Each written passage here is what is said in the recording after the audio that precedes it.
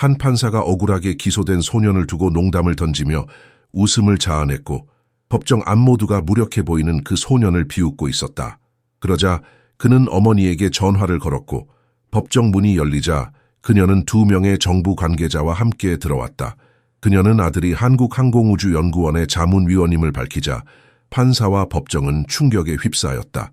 문제아로 보였던 그 소년은 사실 천재였고 모든 것은 단순한 오해였던 것이다.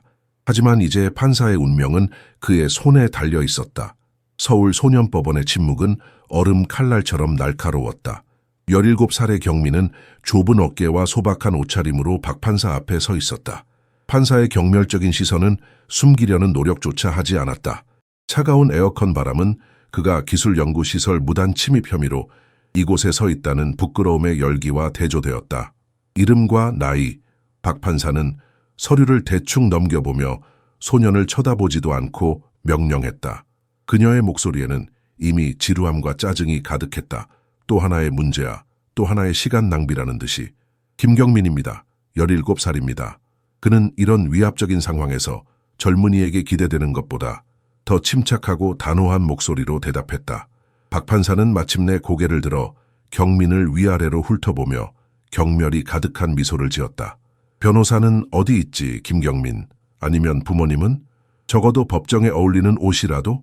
그녀의 목소리는 가시처럼 날카로웠고 경민의 가슴에 꽂혔다. 법정 구석에서 억제된 웃음이 메아리쳤다. 석이는 손으로 입을 가리며 키득거렸고 보안관은 코웃음을 쳤다. 경민은 자신이 이곳에서 웃음거리가 되었음을 느꼈다. 그의 뺨이 뜨거워졌지만 그는 똑바로 선 자세를 유지하며 평온한 시선을 잃지 않았다.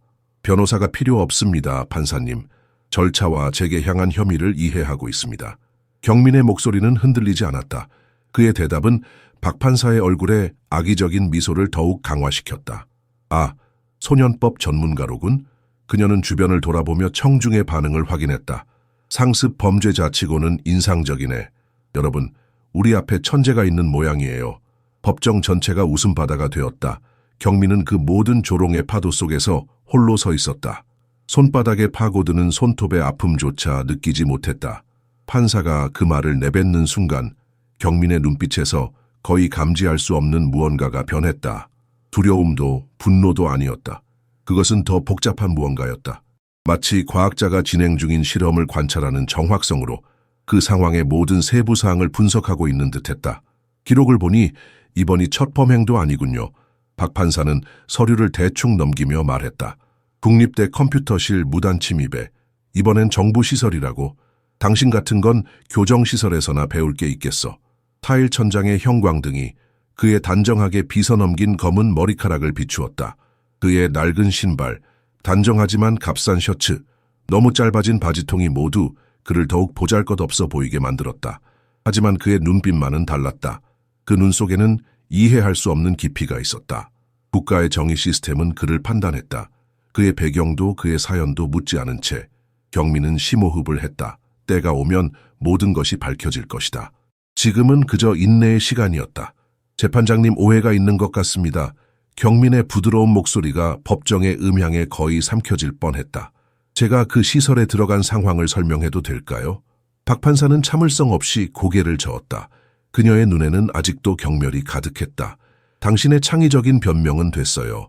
여기 기록이 있습니다. 3주 전 당신은 국립서울대학교 양자컴퓨팅 연구실에 무단 침입하려다 붙잡혔죠. 그녀는 안경을 고쳤으며 승리에 찬 미소를 지었다. 그리고 이제 다시 정부 연구시설에 침입하다 잡혔군요. 당신의 뻔뻔함이 놀랍네요. 법원 직원들은 호기심 어린 눈으로 이 젊은이를 관찰했다. 그에게는 이 법정에 자주 오는 문제 있는 청소년들의 전형적인 긴장감이 없었다. 경민은 그저 자신의 순간을 기다리는 듯 평온함을 유지했다. 그의 평온함은 판사를 더욱 자극했다. 그녀의 우월감을 부정하는 듯한 태도가 그녀를 불편하게 했다. 가난한 옷차림의 소년에게서 이런 담대함을 본 적이 없었다. 한 가지 요청을 드려도 될까요, 재판장님? 그가 마침내 물었다. 또요? 판사는 비웃었다. 변호사도 거부하고 설명도 거부했죠. 이번엔 뭐죠? 어머니께 전화를 걸고 싶습니다. 박 판사는 무심한 손짓을 했다. 그녀의 눈에 경민의 어머니는 이미 그려져 있었다. 아마도 정부 보조금으로 살아가는 가난한 여성, 아니면 문제 많은 아들을 제대로 통제하지 못하는 무능한 부모일 것이다. 어쩌면 당신 어머니가 존중을 가르쳐 줄 수 있겠네요. 허락합니다. 2분 드릴게요. 경민은 낡은 휴대폰을 꺼내 번호를 누르고 놀라울 정도로 침착하게 말했다. 엄마, 때가 됐어요. 서류 가져오세요. 직접 오시고요. 그의 말투에는 단순한 전화통화 이상의 무언가가 있었다. 마치 오래 준비해온 계획이 이제 실행되는 듯했다. 그의 목소리에는 두려움이 없었다. 오히려 묘한 확신이 깔려 있었다. 박 판사는 눈을 굴리며 이미 유죄 판결 연설을 준비했다. 자신이 모르게 자신의 몰락의 반가쇠를 당기고 있다는 사실도 모른 채 공기 중에는 이상한 긴장감이 감돌았다. 방청객들은 이 청년이 또 다른 거짓말을 꾸미고 있다고 생각했다. 하지만 경민의 차분함은 흔들림이 없었다. 그는 판사가 다음 말을 시작할 때까지 기다렸다. 그것은 그녀가 자신의 편견으로 판단을 내리기 위해 입을 열 때였다. 법정의 시계는 천천히 움직였다. 모든 사람들이 이 이상한 청년이 어떤 마지막 수단을 내놓을지 궁금해하고 있었다. 하지만 아무도 곧 일어날 역정극을 예상하지 못했다. 심지어 박 판사조차도. 경민은 기다리는 동안 마음속으로 자신의 기억의 복도를 거닐었다. 판사의 싸늘한 시선을 느끼며 그는 6살 때의 자신을 떠올렸다. 부산의 작은 아파트에 앉아 낡은 라디오를 분해하던 순간 어머니는 걱정과 감탄이 섞인 눈빛으로 그를 지켜보고 있었다. 왜 그걸 분해하는 거니, 경민아? 어머니가 물었었다. 목소리가 어떻게 들어오고 나가는지 보고 싶어요, 엄마. 그는 아이다운 단순한 논리로 대답했지만 이미 그때부터 비범한 호기심을 보여주고 있었다. 기억은 마치 영화처럼 흘러갔다. 8살 때 그의 선생님이 어머니를 긴급 면담에 불렀던 날, 당신의 아들이 고등학생용 수학 문제를 풀었어요. 그 교육자는 혼란스러워하며 설명했다. 이건 정상이 아니에요. 검사 후 검사, 전문가 후 전문가. 12살이 되었을 때 경민은 170을 넘는 IQ를 가진 것으로 진단받았다. 그의 어머니 자원은 부족했지만 강철 같은 의지를 가진 여성은 그가 적절한 교육을 받을 수 있도록 투쟁했다. 그녀는 흔히 겸손한 배경을 가진 평범한 소년만 보는 학교 교장들의 회의론과 맞서 싸웠다. 법정은 이제 이 모든 기억을 담기에는 너무 좁아 보였다. 경민은 박 판사를 관찰하며 그녀의 눈에서 평생 동안 그를 과소평가했던 수많은 어른들과 같은 시선을 인식했다. 목구멍이 메이는 듯한 감정이 밀려왔다. 수많은 밤 그는 혼자서 울었다. 다른 아이들은 그를 괴짜라고 불렀다. 교사들은 그가 답을 너무 많이 알고 있다며 불편해했다. 그가 이해하지 못했던 것은 왜 자신의 지성이 축복이 아닌 짐으로 여겨지는지였다. 경민의 눈가가 뜨거워졌다. 하지만 그는 눈물을 참았다. 지금은 약함을 보일 때가 아니었다. 지금은 그가 평생 준비해온 순간이었다. 시간 끝났네, 어린 침입자. 판사가 그의 생각을 끊으며 발표했다. 당신 어머니는 문제야 아들을 구하러 오기엔 너무 바쁜가 보군요. 경민은 그저 미소 지었다. 판사의 말은 그의 가슴에 찔렸지만 그는 표정을 바꾸지 않았다. 오실 거예요, 재판장님. 어머니는 항상 오십니다. 그의 목소리에 담긴 확신이 판사를 잠시 흔들었다. 그녀는 이 아이가 자신의 눈앞에서 살아있는 수수께끼라는 것을 처음으로 인식했다. 평범한 외모 뒤에 감춰진 무언가가 있었다. 법정에 모인 사람들은 이 소년의 왜곡된 확신을 비웃었다. 그들의 눈에는 곧 무너질 또 다른 허풍쟁이 소년일 뿐이었다. 하지만 경민은 알고 있었다. 그의 어머니는 그를 실망시킨 적이 없었다. 그녀는 그의 유일한 지지자였으며 그의 특별함을 마음 깊이 이해하는 유일한 사람이었다. 시계 바늘이 돌아가는 소리가 법정에 울려 퍼졌다. 모든 것은 차가운 기다림의 순간으로 응축되었다. 그리고 바로 그때 법정 문이 열렸다. 법정 문이 열리는 순간 모든 시선이 그 방향으로 쏠렸다. 경민의 어린 시절은 부재로 가득했다. 그의 어머니 민선은 천재적인 아들을 부양하기 위해 끊임없이 일했다. 다른 아이들이 공원에서 놀 때 그는 고급 물리학 프로그래밍 이론 수학책을 해독하며 수많은 시간을 보냈다. 왜 다른 아이들과 놀지 않니? 어느 날 한 교사가 그의 고독을 걱정하며 물었다. 그들은 저와 같은 게임을 하지 않아요. 소녀는 쓰라림 없이 단지 사실을 확인하듯 대답했다. 경민의 게임은 달랐다. 13살에 그는 첫 암호화 알고리즘을 구축했다. 15살에는 가명으로 첫 과학 논문을 발표했다. 한 청소년이 양자역학의 원리를 그런 깊이로 이해할 수 있다고 아무도 믿지 않을 테니까. 그의 어머니는 모든 것을 조용한 감탄으로 지켜봤다. 민서는 아들이 매혹하는 과학을 이해하지 못했지만 결단력의 가치를 이해했다. 수년 동안 그녀는 자신의 상승세를 숨겨왔다. 그녀는 한국항공우주연구원에서 비서로 시작했지만 그녀의 탁월한 능력은 그녀를 점점 더 높은 위치로 이끌었다. 왜 친구들에게 이제 부서 전체를 이끈다고 말하지 않으세요? 어느 날 밤 경민이 물었다. 그녀는 미소 지으며 그의 머리카락을 쓰다듬었다. 타이틀이 중요한 게 아니라서 아들아. 우리가 그것으로 무엇을 하느냐가 중요해. 법정문이 열리는 소리에 경민은 기억에서 벗어났다. 그는 엄마가 들어오는 것을 보기 위해 눈을 들었다. 판사가 아마도 상상했던 겸손한 여성이 아니라 완벽하게 차려입은 여성 임원이 3명의 정장 입은 남성들과 함께 걸어 들어왔다. 그 순간 법정의 공기가 변했다. 박 판사의 얼굴에서 혈색이 빠져나갔다. 서기가 딸꾹질을 했다. 그녀의 페이스메이커가 멈추기라도 한 듯 모두가 숨을 참는 듯했다. 민서의 발걸음은 결단력이 있었다.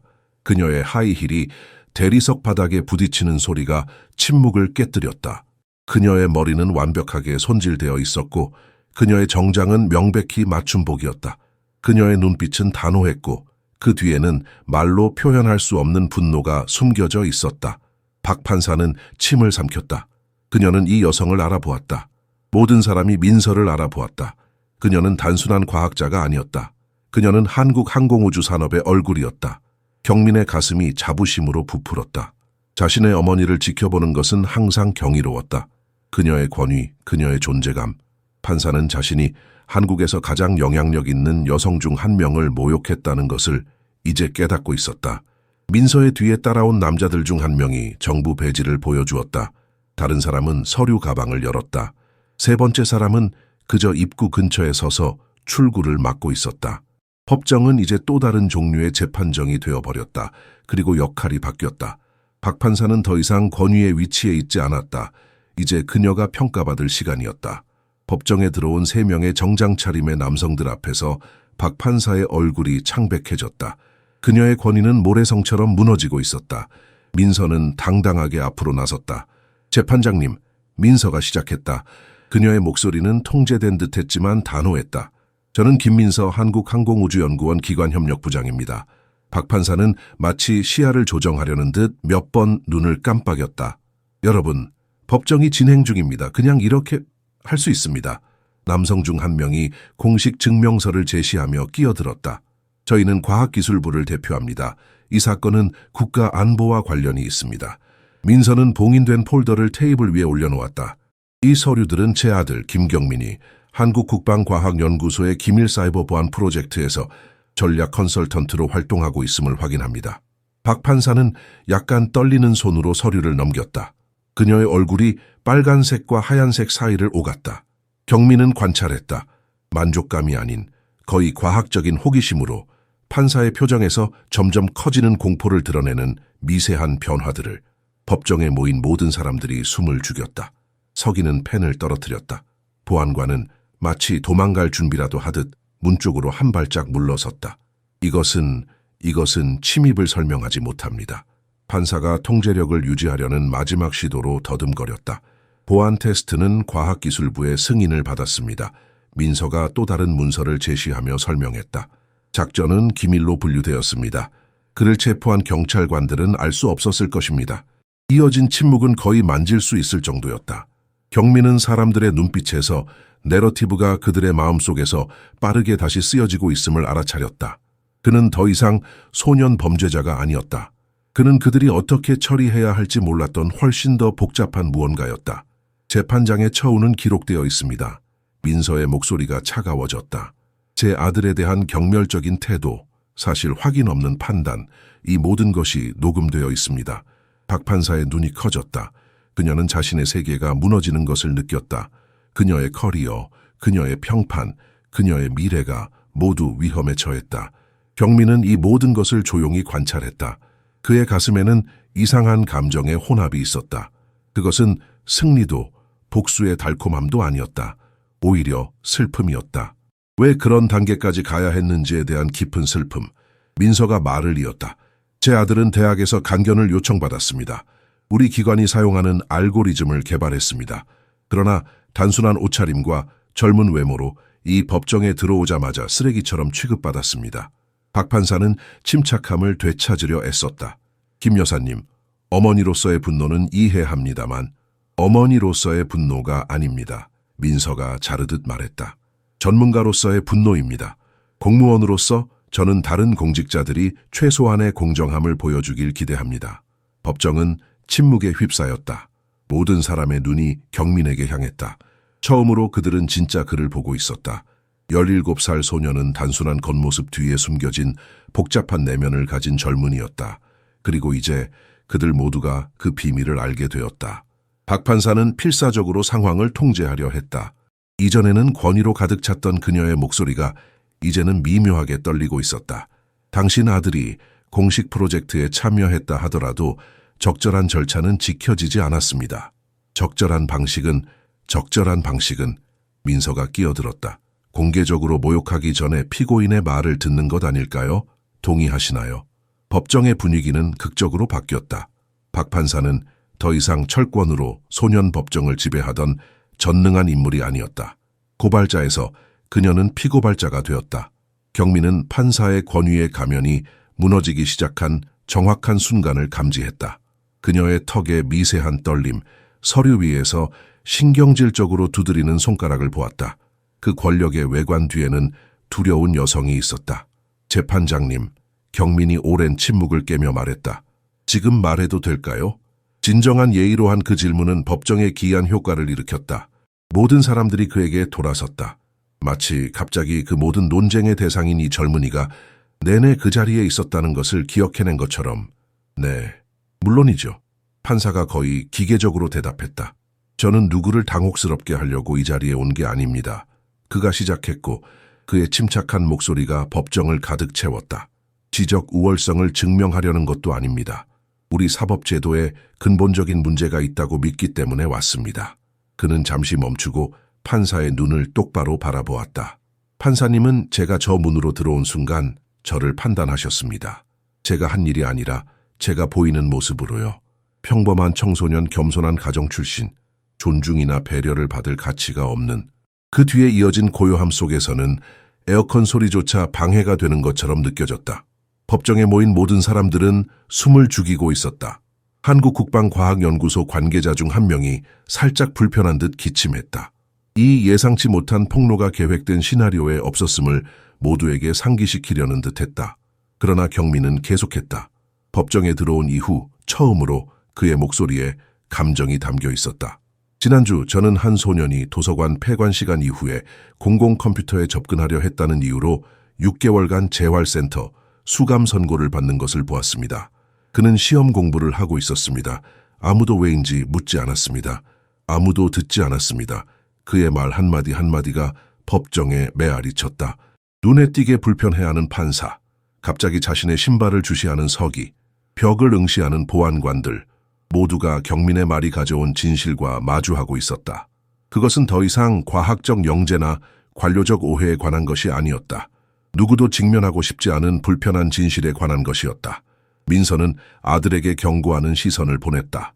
그녀는 이 상황이 위험한 방향으로 흘러가고 있음을 알았다. 그러나 경민의 눈에는 결단이 있었다. 그는 말할 것을 결정했고 지금 그가 위험을 감수하고 있다는 것을 알고 있었다. 박 판사가 마침내 말했다.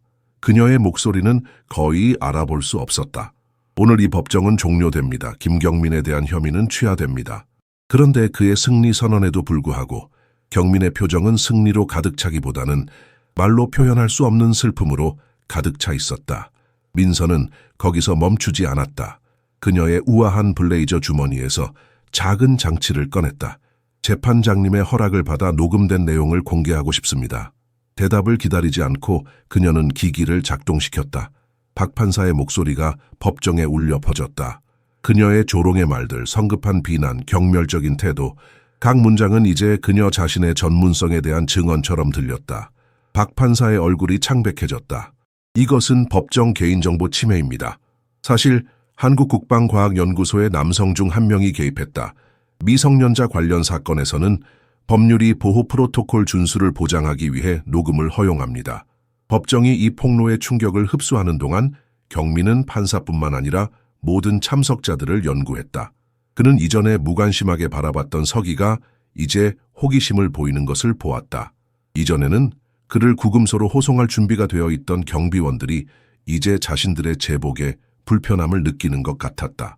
판사의 목소리는 테이프에서 계속 울려 퍼졌다. 그의 외모, 그의 행동, 그의 평판, 그녀가 추정했던 충동적인 범죄 이력에 대한 편견에 찬 코멘트가 모두 공개되었다. 이제 증거는 부인할 수 없었다. 재판 자체가 불공정했다는 것을. 민서는 계속했고 그녀의 목소리는 이제 억제된 감정으로 가득 찼다. 제 아들은 대학에서 강연을 해달라는 초청을 받았습니다. 우리 우주기관이 사용하는 알고리즘을 개발했습니다. 그런데도 소박한 옷차림과 젊은 모습으로 이 법정에 들어오자마자 쓰레기처럼 취급받았습니다. 청소년 경민의 머릿속에서는 이상한 분리감이 일었다. 그는 자신이 논의의 주제인 동시에 관찰자라는 것을 알았다. 그는 자신의 감정이 혼란스럽다는 것을 느꼈다. 승리의 기쁨, 복수의 달콤함, 그러나 또한 깊은 슬픔. 왜 세상이 그렇게 작동해야만 하는지에 대한 슬픔. 박 판사는 침착함을 회복하려고 노력했다. 김 여사님, 어머니로서의 분노는 이해합니다만 어머니로서의 분노가 아닙니다. 민서가 잘났다. 전문가로서의 분노입니다. 공무원으로서 다른 공무원들이 그들의 직위가 요구하는 최소한의 공정성을 보여주기를 기대합니다. 법정 구석에서 한 노인이 조용히 웃기 시작했다. 그는 판사를 평가하기 위해 온 외부 감사관이었다. 그의 웃음은 안도감과 떨림이 섞여 있었다. 마치 그가 오랫동안 뭔가를 의심했지만 증명할 수 없었던 것처럼. 경민은 법정에 들어온 이후 처음으로 진정으로 보여지고 있다는 것을 느꼈다. 그는 더 이상 신분증 번호나 사례 통계가 아니었다.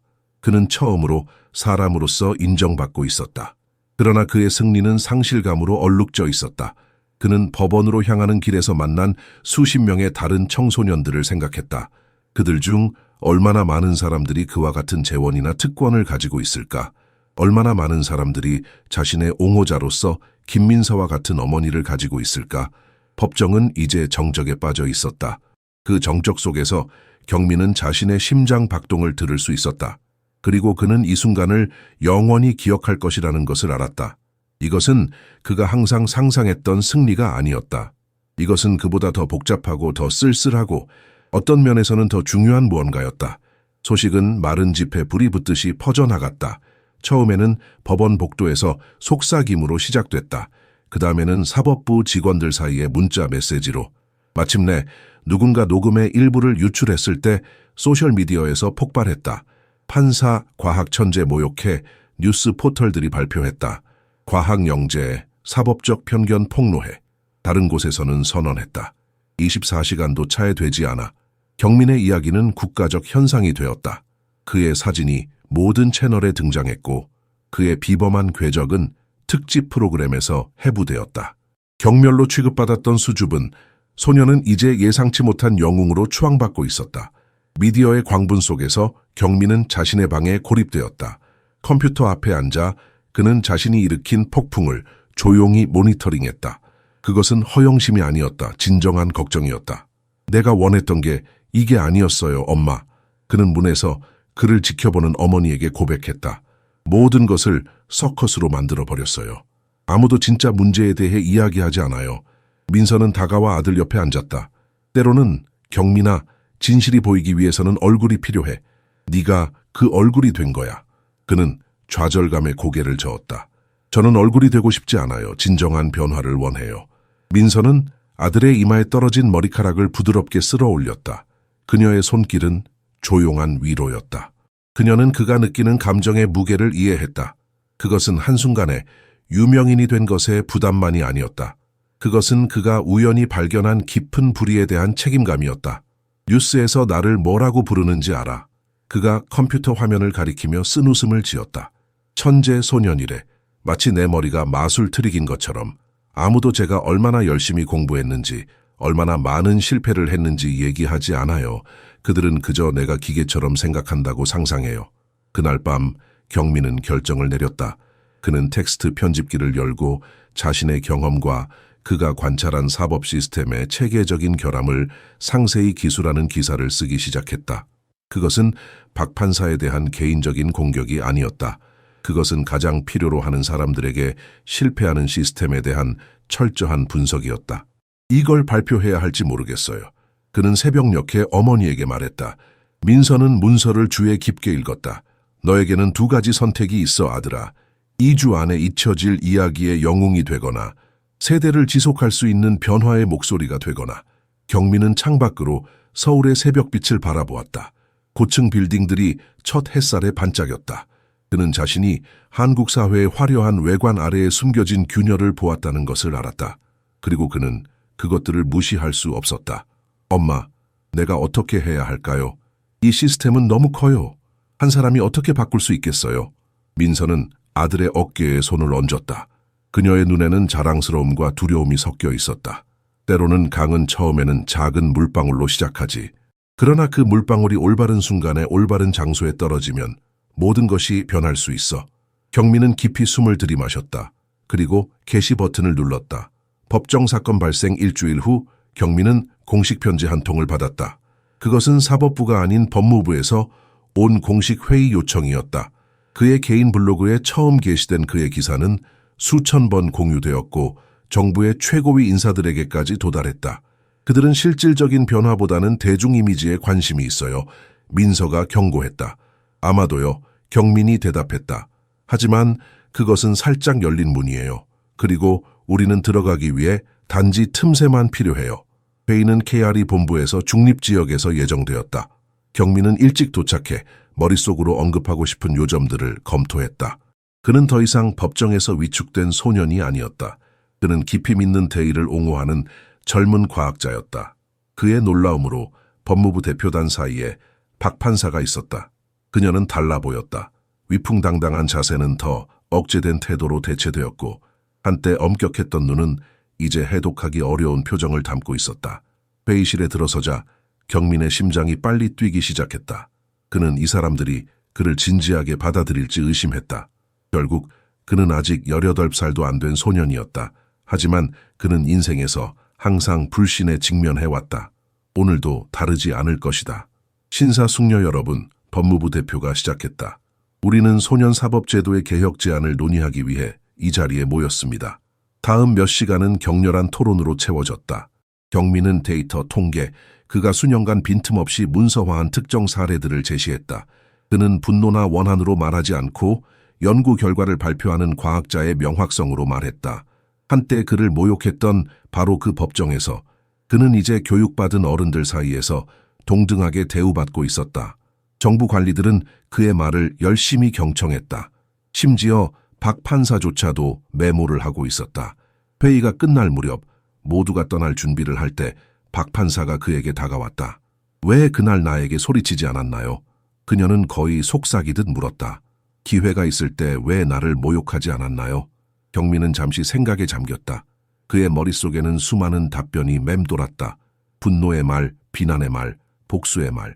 하지만 그는 그런 말들이 그를 사로잡는 것을 허락하지 않았다. 문제는 당신이 아니었기 때문입니다, 재판장님. 그는 마침내 대답했다. 우리가 기대하는 것만 보도록 우리를 조건화하는 시스템이었습니다. 박 판사의 눈이 놀라움으로 커졌다. 그녀는 이 대답을 예상하지 못했다. 그녀는 자기 자신의 얼굴에 비친 그의 반응에서 무언가를 보았다. 용서와 이해의 가능성, 그리고 그 순간 그녀의 단단한 방어막이 살짝 갈라졌다. 우리는 만나서 더 이야기해야 할 것 같군요, 김군. 그녀가 마침내 말했다. 그녀의 목소리에서 처음으로 진정한 존중이 느껴졌다. 경민은 고개를 끄덕였다. 복수가 아닌 화해, 처벌이 아닌 변화. 이것이 그가 항상 원했던 것이었다. 회의실을 나서면서 그는 이상한 희망의 느낌을 가졌다. 아마도 시스템은 너무 크지 않았을지도 모른다. 아마도 변화는 가능했을지도 모른다. 한 번에 한 사람씩 3개월이 지났다. 경민은 이제 카리에서의 고급 연구와 그 회의 이후 생겨난 새로운 프로젝트 사이에서 시간을 나누고 있었다. 소년사법제도 개혁을 위한 특별위원회, 놀랍게도 박 판사는 예상치 못한 동맹이 되었다. 개인적 성찰을 위한 몇 주간의 휴가 후 그녀는 변화된 모습으로 돌아왔다. 자신의 잘못이 공개적으로 드러난 경험이 그녀의 경력에 대한 깊은 재평가를 일으켰다. 저는 정의를 행한다고 믿으며 20년을 보냈어요. 그녀는 위원회 회의 중 하나에서 고백했다. 사람들을 단지 숫자처럼 처리하고 있었다는 것을 전혀 깨닫지 못했죠.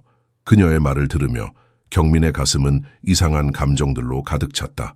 복수심이 사라지고 그 자리에 무언가 더 깊고 복잡한 것이 생겨났다. 이해와 공감이었다. 그는 박 판사가 단순히 악인이 아니라 불완전한 시스템의 일부였다는 것을 이해했다. 위원회는 야심찬 제안을 마련했다. 전국의 모든 판사들을 위한 무의식적 편향에 대한 필수 훈련 프로그램. 처음에는 사법부의 보수적 서클들로부터 회의적으로 받아들여졌던 이 제안이 이제는 점점 더 많은 지지를 얻고 있었다. 사람들이 진실과 마주했을 때 어떻게 변할 수 있는지 놀랍네요. 민서는 박 판사가 위원회의 다른 구성원들과 활기차게 대화하는 것을 보며 말했다. 경민은 미소를 지었다. 사람을 바꾸는 것이 아니에요, 대희 엄마. 관점을 바꾸는 거예요. 그의 말을 들은 박 판사가 그들을 향해 걸어왔다. 그녀의 눈에는 한때 경민을 내려다봤던 경멸의 흔적이 없었다. 대신 거기에는 진정한 존중과 아마도 조금의 후회가 있었다. 경민 군, 우리가 개발 중인 새로운 지침에 대해 당신의 생각이 궁금해요. 그녀가 말했다. 그녀의 목소리는 부드럽고 진실했다. 경민은 그녀를 바라보았다. 그의 마음속에서 복잡한 감정들이 소용돌이쳤다. 복수를 꿈꾸던 소녀는 어디로 갔을까? 그는 그 소년이 성숙해졌다는 것을 깨달았다. 더 이렇게 자란 것이다. 더 넓은 시각을 가지게 된 것이다. 가장 놀라운 순간은 박 판사 자신이 새로운 지침을 경민 프로토콜이라고 명명하자고 제안했을 때였다. 시스템의 결함을 복수가 아닌 정의에 대한 진정한 열망으로 드러낸 젊은이에 대한 인정의 형태로 제 이름을 붙이지 말아주세요. 경민이 항의했다. 그것은 보편적이어야 할 무언가를 개인화할 거예요. 박 판사는 그를 응시했다. 그녀의 눈에는 뭔가 새로운 것이 있었다. 감탄, 심지어 경외심. 당신은 정말 특별한 사람이군요, 김경민 씨. 그녀가 부드럽게 말했다. 복수를 추구할 수 있었을 때 당신은 변화를 선택했어요. 그 말은 경민의 가슴에 와닿았다.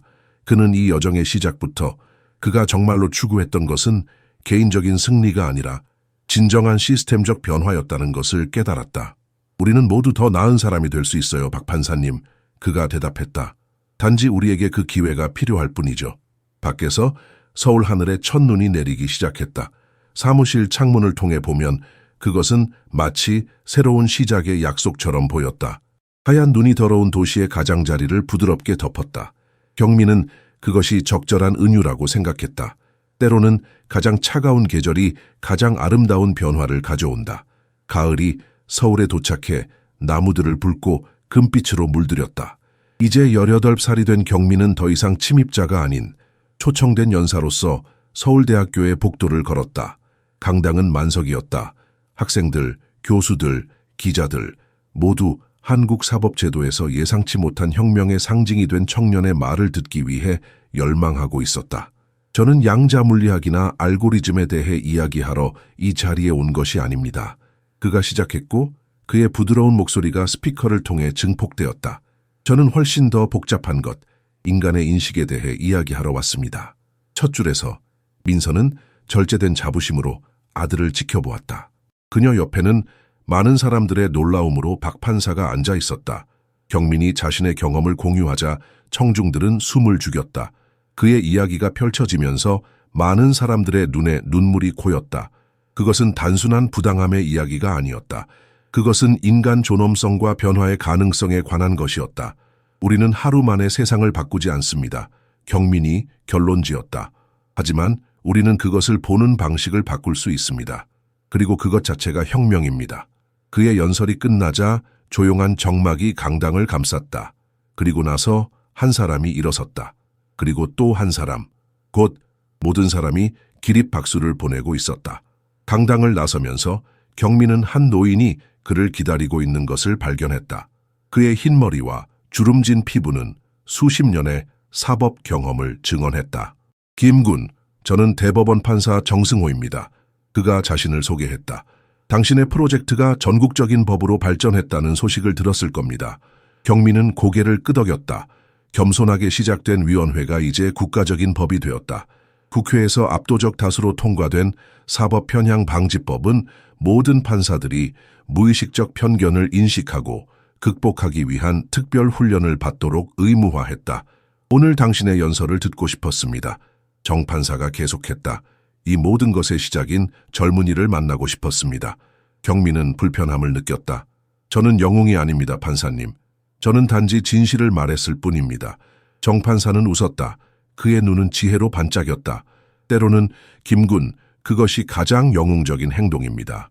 그들 뒤로 민서와 박 판사가 조용히 대화를 나누고 있었다. 한때 적이었던 두 여성이 이제는 동맹이 되었다. 그들의 웃음이 복되 울려 퍼졌다. 이후 몇 달 동안 전국의 법원들이 새로운 프로토콜을 시행하기 시작했다. 공정한 대우를 보장하기 위해 법정에 카메라가 설치되었다. 판사들은 성급한 판단을 줄이기 위해 제한된 정보만으로 사건을 받았다. 어느 날 저녁, 경민은 KRE 연구실에서 늦게까지 일하고 있었다. 그의 전화가 울렸다. 김경민 씨? 낯선 목소리가 물었다. 저는 부산 소년법원의 이준호 판사입니다. 우리 법원에서 당신의 경험을 공유해 주실 수 있을까요?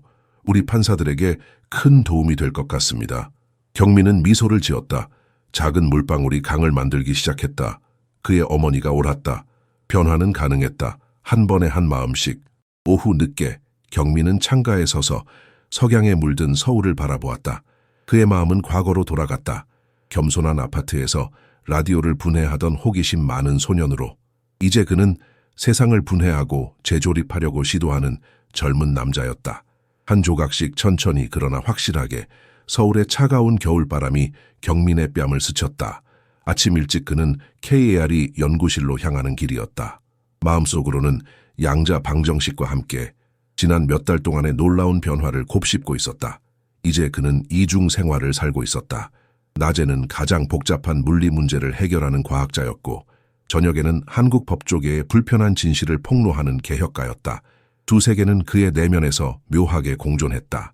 연구실로 들어서자 동료들이 그를 방했다. 처음에는 그들의 눈에 의구심이 있었다. 이 젊은이가 정말 그들과 동등한 지성을 가지고 있는지. 하지만 그의 업적이 말해 주었다. 그의 알고리즘은 국가 안보에 필수적이었고 그의 양자 이론은 국제적인 인정을 받고 있었다. 김군, 대통령 비서실에서 전화가 왔어요. 그의 상관이 말했다. 대통령이 당신을 만나고 싶어 하십니다. 경민은 숨을 들이마셨다. 그의 법적 개혁 제안이 드디어 최고의 수준에 도달한 것이다. 그의 손이 미세하게 떨렸다. 이것은 그가 꿈꾸었던 것 이상이었다.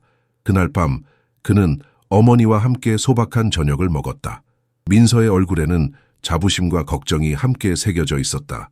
아들아, 대통령을 만나는 건 영광이지만 위험하기도 해. 그녀가 조심스럽게 말했다. 너무 높이 올라갈수록 떨어지는 건 더 아파.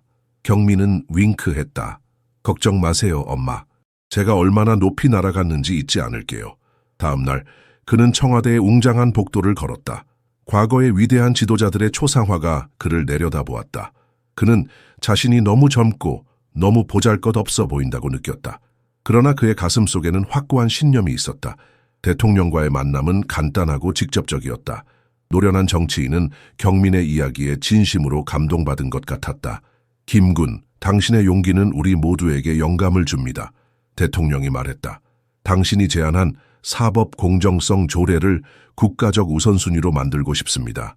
귀를 의심할 정도로 놀라운 순간이었다. 경민은 자신의 작은 항의가 이렇게 거대한 파도를 일으킬 거라고 상상도 못했다. 처음에는 사소했던 문제가 이제 모든 뉴스 채널에서 논의되고 있었다. 사법 편견이라는 문구가 일상 대화의 일부가 되었다. 법학 교수들은 학생들에게 경민 사례를 가르치기 시작했다. 다시 연구실로 돌아가는 길에 경민은 이 모든 것이 현실인지 의심스러웠다. 그는 한 작은 소년이 세상을 바꿀 수 있다고 정말로 믿었을까? 그날 저녁, 그는 어두운 컴퓨터 화면 앞에 앉아 생각에 잠겼다. 그의 머릿속에는 수많은 복잡한 감정들이 소용돌이쳤다. 성취감과 함께 그는 이상한 상실감을 느꼈다. 마치 그의 이야기가 그에게서 떨어져 나와 자기 삶을 살아가는 것 같았다. 전화가 울렸다. 불면증에 시달리는 박 판사였다. 경민 씨, 내일 첫 번째 재판을 맡아요. 새 프로토콜에 따라요. 그녀의 목소리는 떨렸다. 두렵습니다. 제가 잘할 수 있을까요? 경민은 미소를 지었다. 이것이야말로 진정한 변화였다. 냉혹했던 판사가 이제 자신의 취약함을 인정하고 있었다. 정의의 무게가 단순한 권력이 아닌 인간성에 의해 균형을 이루기 시작한 것이다. 할 수 있습니다, 박 판사님. 그가 부드럽게 대답했다. 우리 모두 할 수 있습니다. 법정에서의 그 운명적인 날로부터 1년이 지났다. 이제 18살이 된 경민은 과학과 기술의 윤리에 관한 국제 심포지엄에서 한국을 대표하도록 초청받았다. 제네바의 큰 강당 무대 위에서 그는 거의 같은 수줍은 소년처럼 보였다.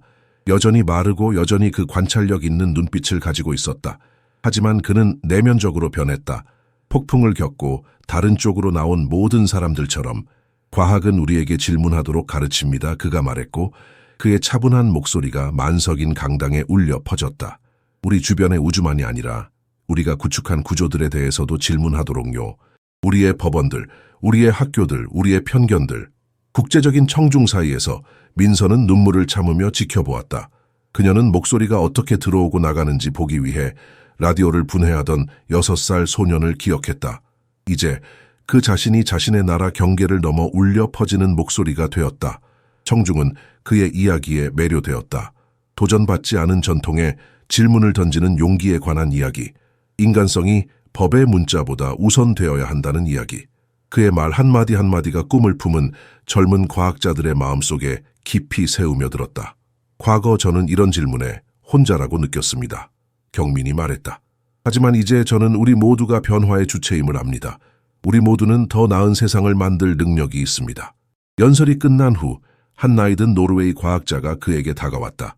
당신의 이야기는 매우 감동적입니다, 젊은이. 그가 말했다. 하지만 궁금합니다.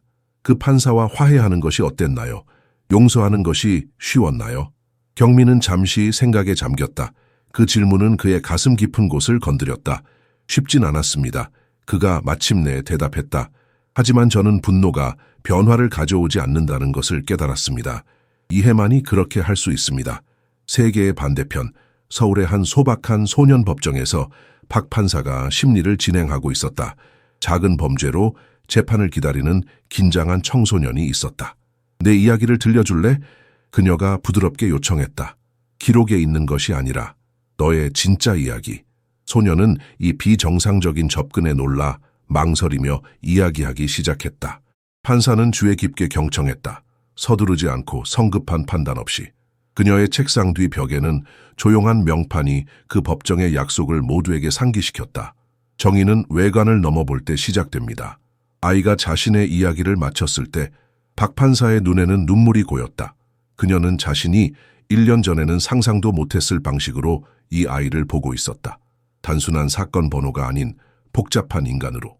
제네바에서 경민은 자신의 연설을 마쳤다. 저는 만화책 영웅처럼 시스템을 변화시키지 않았습니다.